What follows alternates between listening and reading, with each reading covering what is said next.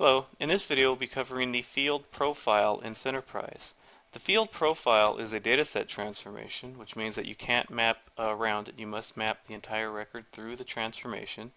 And it's a transformation that takes statistical information from a particular data source, or in this case, any previous action that you have that you feed into the profile, it'll capture statistical information about it.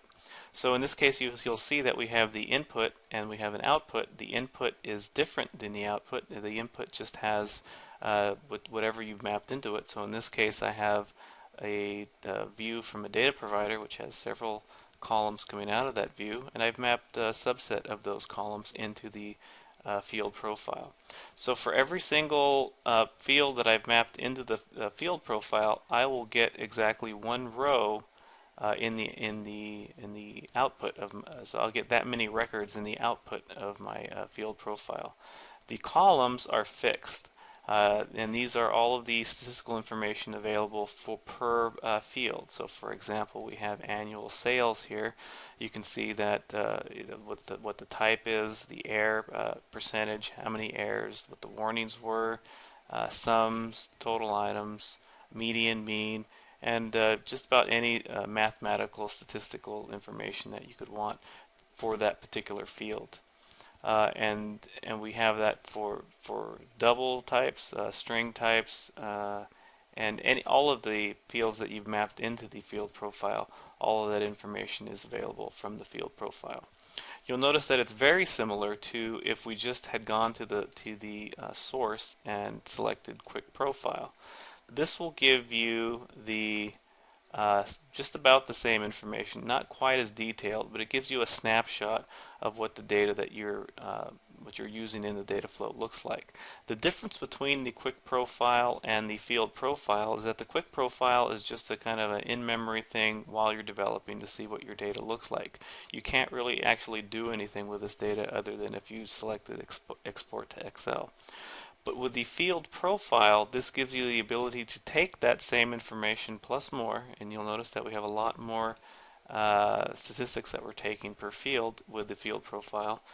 You can take this and map the output to another destination, for example. So in this case, I'm mapping it to a delimited file, and in effect, what I'm doing is creating a custom report using the profile of the data in a way that I can use it basically not just in memory as I did with the field profile. So this can give you the ability to do your own custom reporting as opposed to using the built-in Centerprise data profile. So the data profile gives you the same information as the field profile, except with a field profile you have the ability to map it and, let's say, send it to a database table. So this can be a byproduct of your data flow, so that when you're running the data flow, you can output to your normal target, but at the same time you want to see, okay, what kind of what the data looks like that you've actually written to that target. You can use a field profile in conjunction with that.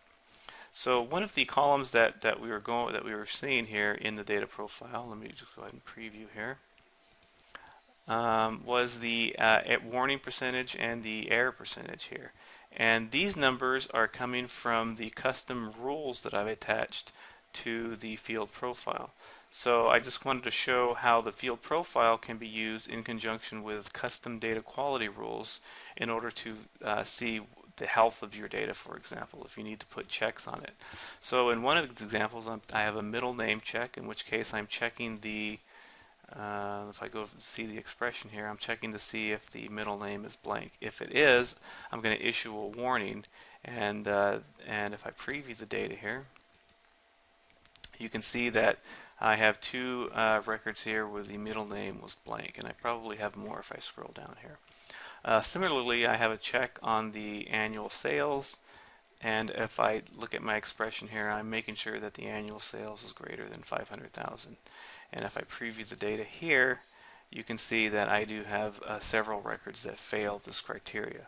So when I actually look at the field profile, you can see that that these records are showing up in the error percentage columns.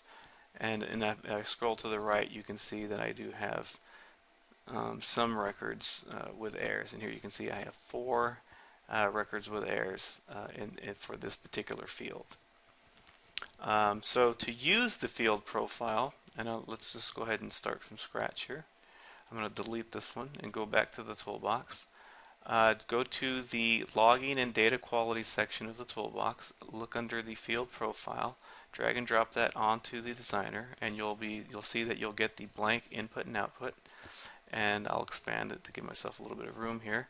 But notice that the output is already filled again. That the output, you cannot change the output. This output is fixed and will always look the same no matter what you change in the input. So I'm going to expand this a little bit. And notice that the input is blank, so the first thing I'll have to do is create the layout. Of course, I can create the layout through the field layout screen, but in this case I'm just going to create the layout on the fly from the diagram. So in this case, let's take annual revenue, annual sales, let's